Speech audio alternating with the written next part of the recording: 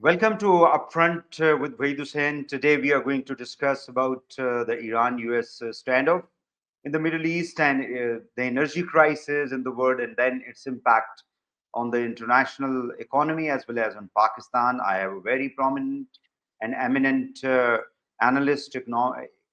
analyst with me, Dr. Farukh Saleem. Thank you very much, Dr. Saab, for joining me. Kindly, if you can give your input that where the world energy situation is standing at the moment when we are passing through the present situation. Okay, to begin with, it's not just one war taking place. There's like four different dimensions to it. There's a military war taking place, there's a political war, there's an economic war, and then there's a war of narratives. And all four are taking place simultaneously.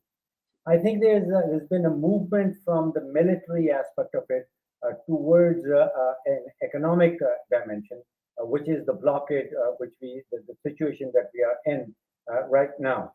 Now, before the war, the supply and demand of oil was such that there was a surplus of oil in the market.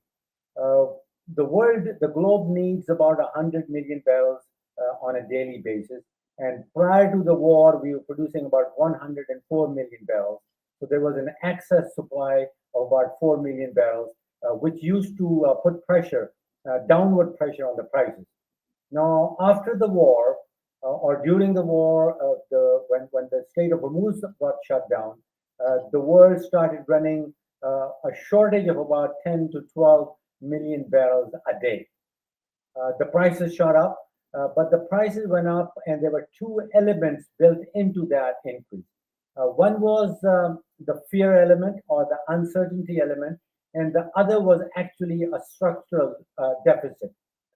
So the prices that we see today, the prices are up again today. I think they hit a high of $115 per barrel.